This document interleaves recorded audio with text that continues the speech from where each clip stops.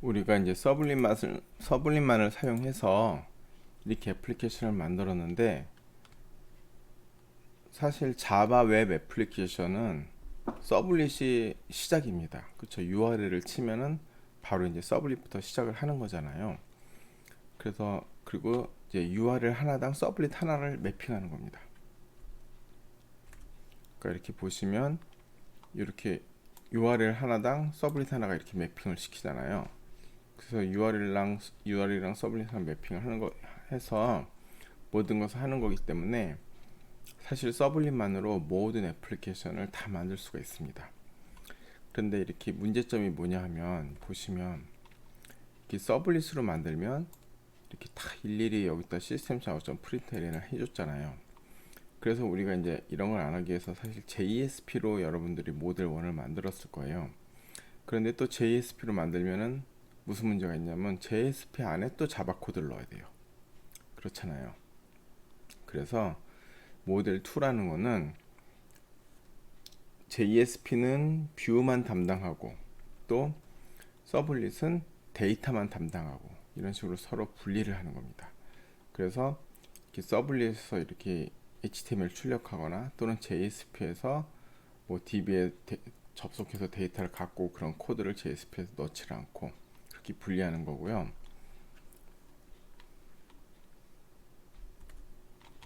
그 분리해서 하는 거를 이제 모델 2라고 하는데, 서블릿하고 JSP로 나눠서 하는 것을 한번 보겠습니다. 이거 아까 한 것보다는 조금 이제 복잡해 보이는데 이게 지금 단계적으로 나가는 거니까 잘 따라오셔야 돼요. 여기 보시면 이제 여기 forward라고 돼 있죠. 유저 리스트 서블릿 하면은 얘가 데이터베이스에 접속해서 유저 리스트를 갖고 오는 걸 담당하고, 얘는 화면 뿌리는 걸 담당합니다. 그래서 얘랑 얘 사이에 서로 이제 유저 리스트에 데이터베이스 접속해서 데이터 갖고 오는 코드는 유저 리스트에서 빼는 거죠. 이런 식으로 데이터 쪽하고 데이터 프로세싱 하는 쪽하고 화면 쪽하고 이렇게 분리하는 겁니다. 물론 이렇게 리스트만 심플하게 갖고 올 때는 뭐 JSP 안에서 다 넣는 게 더 편한데 왜 이렇게 분리하나 할 수도 있는데, 이걸 잘 따라가 보시면 이 분리하는 이유를 알 수 있게 됩니다. 그리고 이제 요것부터 하나씩 볼게요. 유저 리스트 서블릿. 그러면 여기서 모델 2의 유저 리스트 서블릿을 보시면 여기서는 이제 리퀘스트, 요게 유저 리스트잖아요. 그렇죠? 요걸 그냥 이렇게 하겠습니다. 리스트 유저.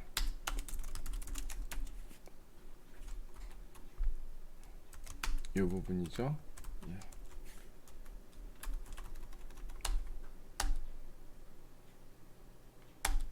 예. 여기다가 이제 유저 리스트가 들어가는 거잖아요. 이렇게 들어가는 건데, 이렇게 데이터베이스에 접속해서 유저 리스트를 갖고 와갖고 이 데이터를 이제 리퀘스트에다가 애트리뷰트를 넣습니다. 그래서 set 해갖고 넣은 다음에 그 다음에 여기서 이제 forward를 들어가죠. forward라는 거는 우리가 리다이렉트랑 forward의 차이점에 대해서 배웠죠. 리다이렉트는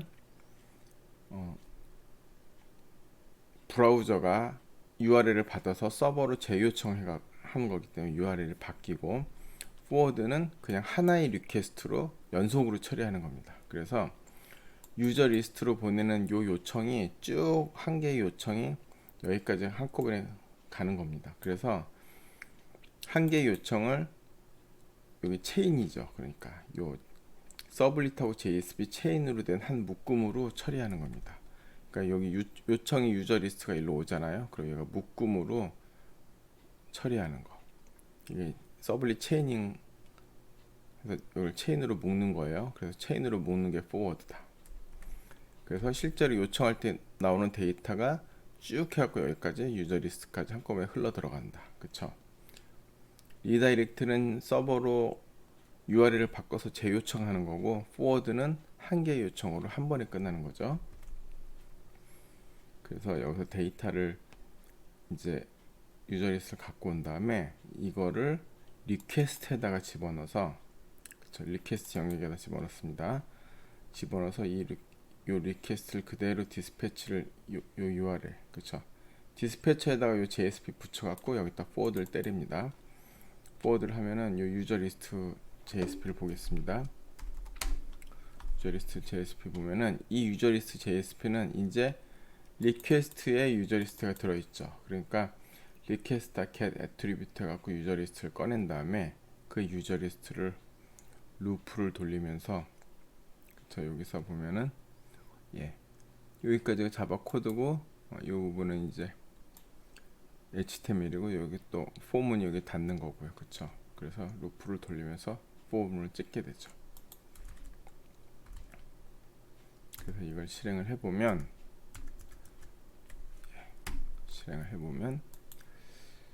보겠습니다. 모델 2 유저의 유저 리스트. 그 요청은 유저 리스트하고 한 번에 갔는데 이 유저 리스트 요청을 보냈을 때는 유저 리스트 서블릿 실행되고 걔가 데이터를 갖고 와서 유저 리스트 JSP에 포워드를 하고 여기 보여준 거는 최종 응답은 유저 리스트 JSP가 한 응답이 우리한테 떨어지는 거죠. 그렇죠? 그러니까 우리 개발자들은 이것이 서블릿으로 만들었는지 서블릿 JSP를 체인을 만든 건지 그냥 JSP로만 만든 건지 그런 걸 잘 알지만 이걸 사용하는 사용자들은 사실 서버가 어떻게 되는지 몰라요. 그래서 그냥 유저 보시면 여기 모델 1의 유저 리스트랑 모델 2의 유저 리스트는 똑같이 생겼잖아요. 똑같이 생겼는데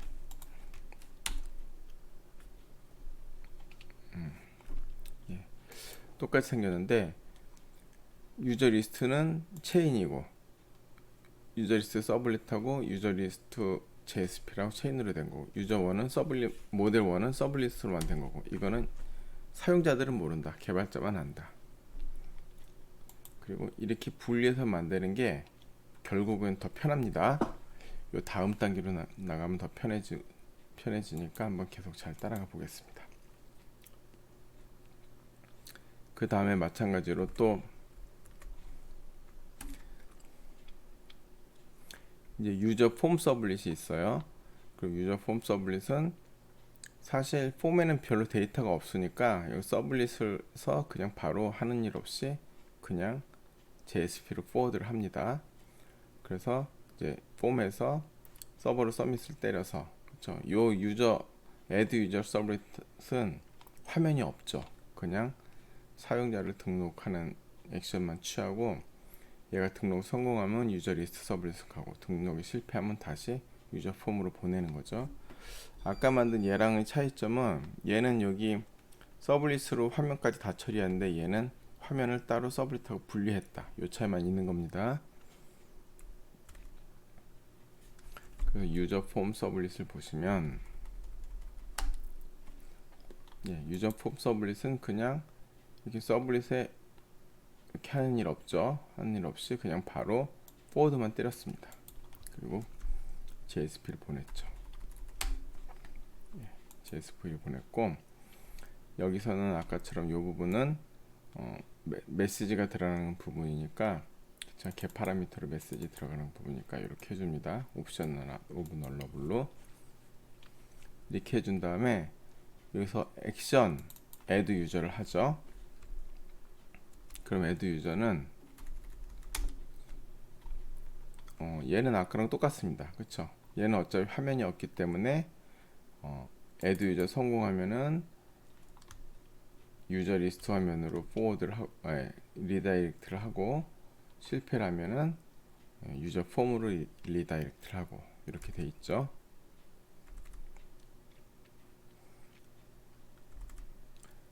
이것도 한번 해보겠습니다.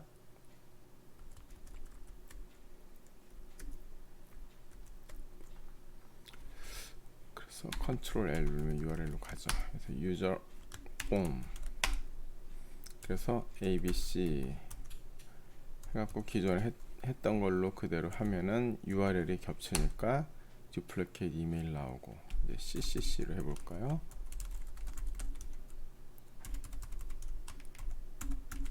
그러면은 이렇게 성공하는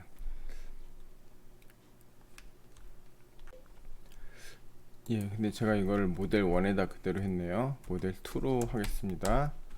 모델 2로 다시 한번 테스트를 해보겠습니다. 유저 폼 그래서 뭐 222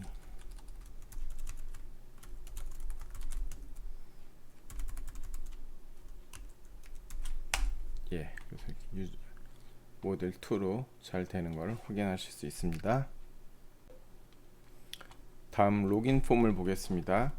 이 애플리케이션이 유저가 되게 간소화돼서 사실 세 가지밖에 없어요. 그쵸?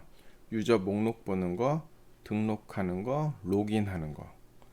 이 세 가지고 여기도 마찬가지로 아까 거랑 똑같죠. 그냥 화면이 JSP로 따로 포워드 한다는 것 빼고는 똑같습니다. 그래서 이것도 로그인 폼 서블릿하고 로그인 폼 JSP랑 분리했고, 요 인포도 분리했고요. 여기 로그인 액션은 똑같습니다. 아까 거랑. 그래서 보시면 로그인 폼 서블릿은 로그인 폼에는 화면에 데이터가 없으니까 서블릿에서 하는 게 없죠. 그냥 바로 포워드를 했습니다. 그리고 로그인 폼 JSP 보면은 이렇게 JSP 만들면 되고요.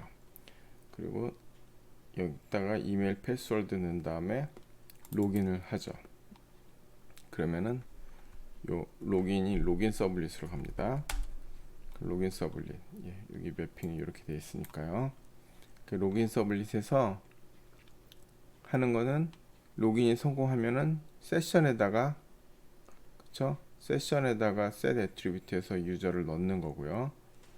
로그인 실패하면은 empty result data access 이 세션 해갖고 다시 로그인 폼으로 들어가는 거고. 그렇게 해서 유저 인포로 가보면 유저 인포 서블릿, 그쵸? 얘도 지금 별로 이것도 필요가 없네요. 필요 없는 거고요. 그리고 그냥 리퀘스트 get 리퀘스트 디스패처 이거 포워드 하면은 그 다음에 유저 인포다 JSP에서는 이렇게 세션에서 애트리뷰트 유저를 꺼내서 이 유저에 담아서 이렇게 보여주면 되죠. 뭐 이름만 보여주고 싶다 그럼 유저.get name 뭐 이런 식으로 해도 되고요.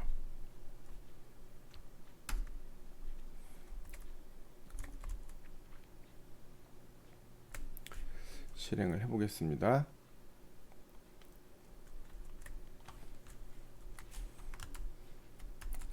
저의 로그인 폼 이렇게 하면은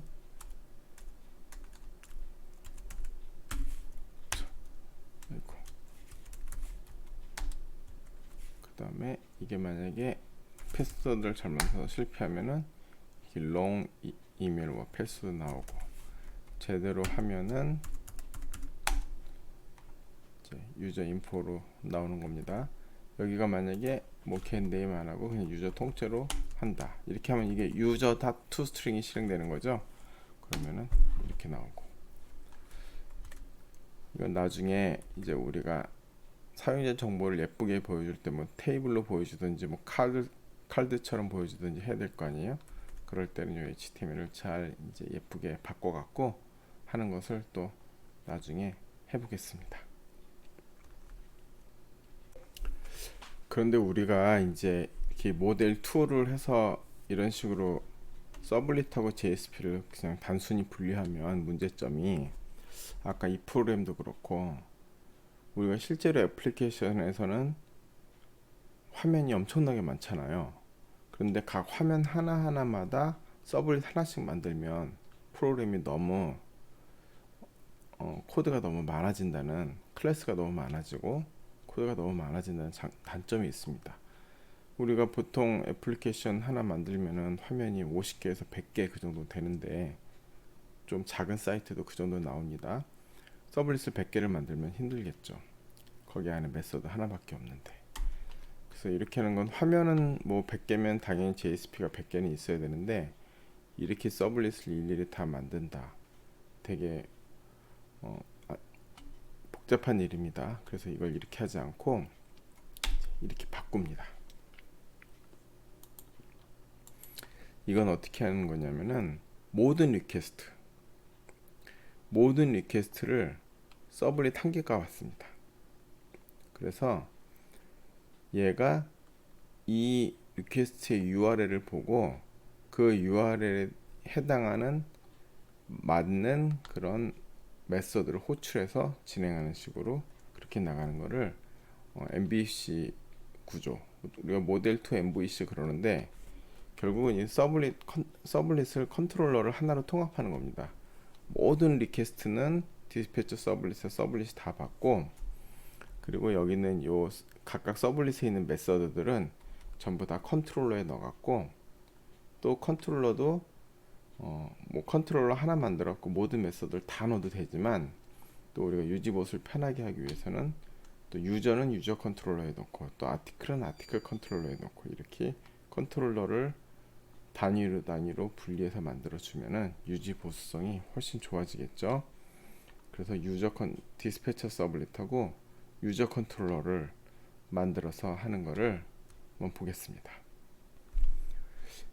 디스패처 서블릿을 만듭니다. 그러니까 이제 우리가 앞으로 만드는 애플리케이션은 서블릿이 딱 한 개입니다. 모든 URL을 다 받는 서블릿. 그래서 이렇게 매핑을 이렇게 해놓습니다. 여기다 에스터리스크 넣으면 와일드카드죠. MVC로 시작하는 모든 URL은 다 디스패처 서블릿이 받게 됩니다. 그래서 또 디스패처 서블릿에서 컨트롤러를 오토와이어를 해갖고 여기다가 집어넣습니다. 디스패처 서블릿도 스프링이 관리하는 매니지드 빈이고요. 유저 컨트롤러도 매니지드 빈이라서 이렇게 서로 와이어링을 할 수가 있습니다. 그리고 서비스 메서드에서 이렇게 URI request URI 하면은 URI가 나오거든요. URI는 우리가 여기서 보면 이 부분, 요 서버에 관련된 부분 말고 요 뒷부분, 요 부분이 URI입니다. 그래서 URI를 request URI에서 URI 한 다음에 이렇게 URI가 어떤 것이냐에 따라서 URI별로 컨트롤러에 어떤 메소드를 호출할 건지를 이렇게 분기를 합니다. 그러니까 이 디스패처 서블릿의 역할은 여기다 쓰면은 모든 URL을 처리한다. 모든 요청을 받아서 URI에 따라 컨트롤러 메서드를 호출한다. URI에 따라서 컨트롤 메서드를 호출하는, 결국 분기만 하는 그런 서블릿이 디스패처 서블릿이고요. 실제로 모든 일은 요 컨트롤러에서 메서드가 하는 거죠. 그러면은 유저 컨트롤 보겠습니다. 유저 컨트롤러에 보면은 이렇게 DAO를 오토와이어드를 해갖고 컨스트럭터 베이스드로 인젝션을 해서 넣고요. 이것도 뭐 세터 베이스드로 하건 아니면 여기다가 필드 인젝션을 하건 뭐 별로 다 상관은 없습니다. 그 다음에 메서드를 이렇게 쭉 만들어 놓습니다. 유저 리스트, 유저 폼, 로긴 폼, 유저 인포, 애드 유저, 로긴. 이 메서드는 뭐냐면은 우리가 아까 만들었던 요 서블릿, 예를 들면 유저 리스트 서블릿이면은 이렇게 생겼잖아요. 그럼 여기는 얘네가 하는 일을 똑같이 합니다. 완전히 똑같이 하는 거를 유저 컨트롤에다 넣는 겁니다. 이렇게요. 그쵸. 근데 거기선 이름이 두 포스트 그랬는데 이름을 이렇게 다 바꿔야 되겠죠. 이름이 같은 메소드가 두 개 못 들어가니까.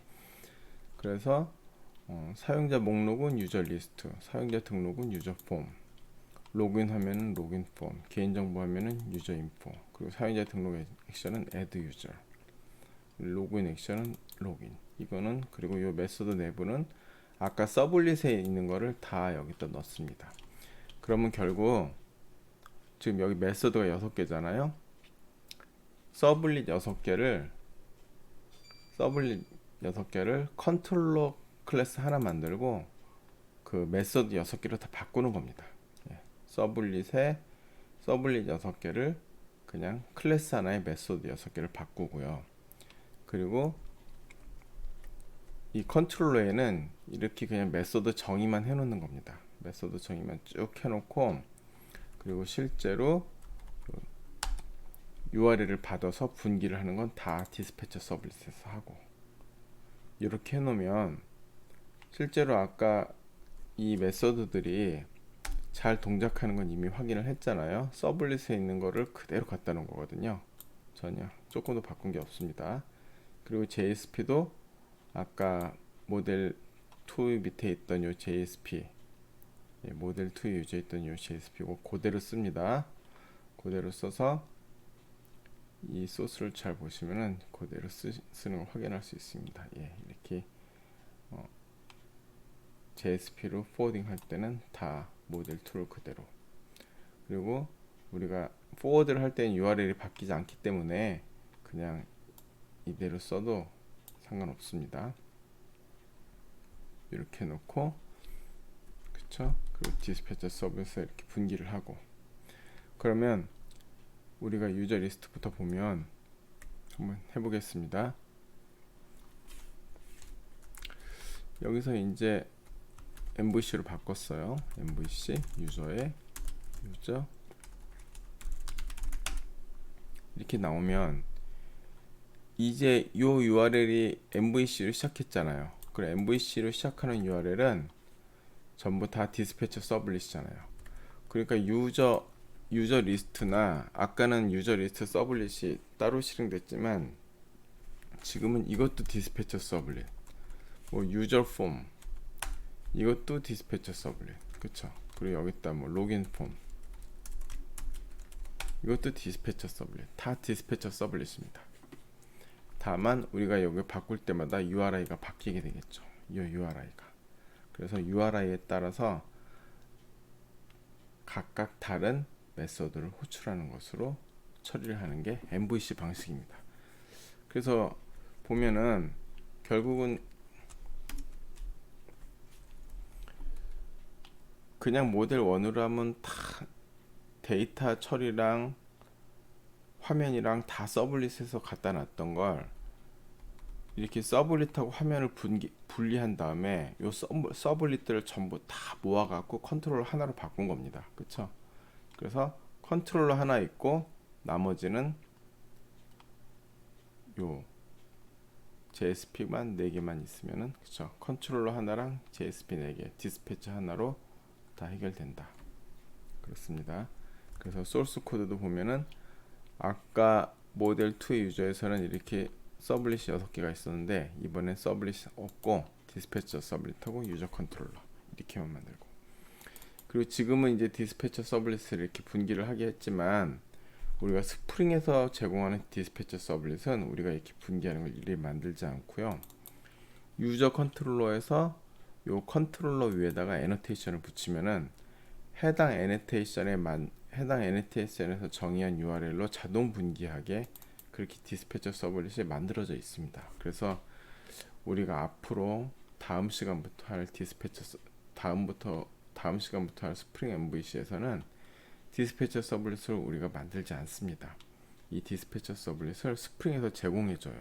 그러니까 우리가 하는 거는 그냥 요 컨트롤러를 만드는 거랑, 그리고 어떤 URL에서 어떤 컨트롤러 메소드가 실행될지 여기다 애노테이션을 붙여주고, 그리고 JSP 만드는 거랑, 그쵸? 그래서 앞으로 우리가 스프링 MVC를 할 때는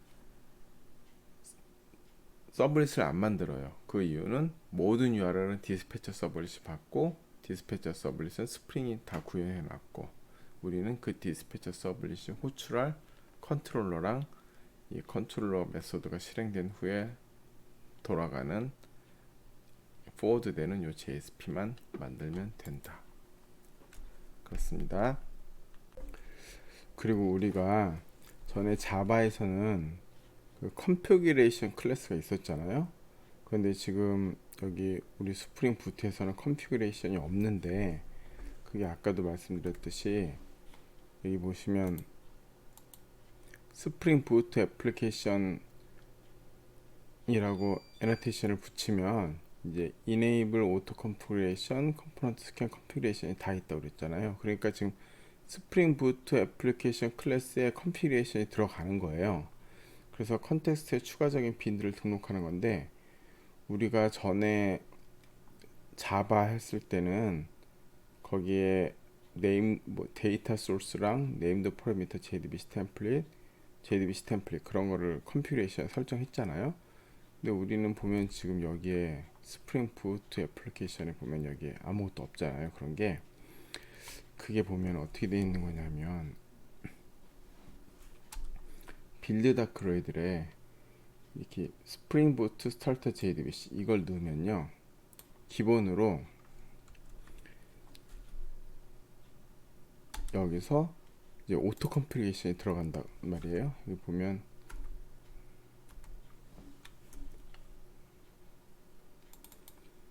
이렇게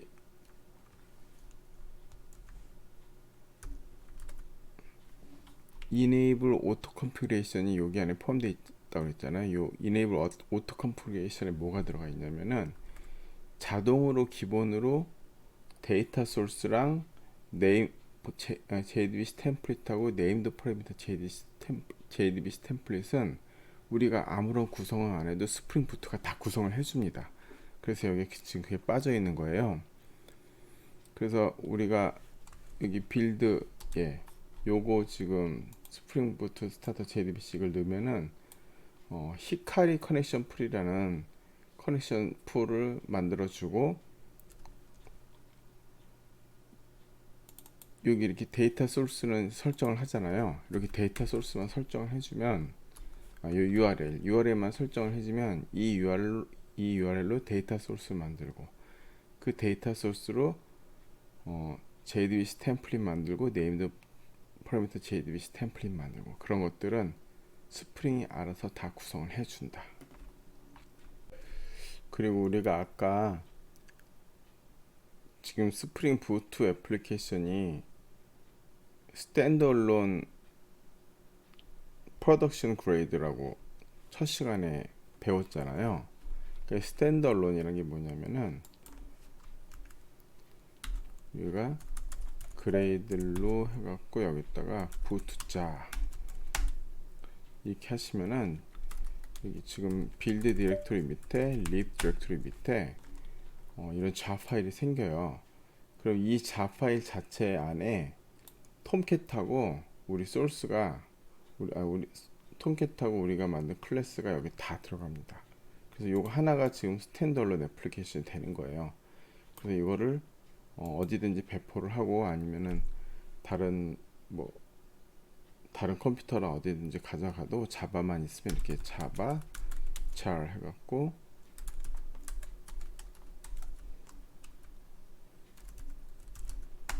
이렇게 하면은 이게 지금 같이 톰캣하고 같이 구동이 되거든요. 그래서 이렇게 구동을 시킨 다음에 우리가 여기서 이렇게 동작을 하면 이게 가동이 된다. 그래서 자르가 스탠드얼론 애플리케이션이 되는 겁니다. 오늘은 여기서 마치겠습니다. 수고하셨습니다.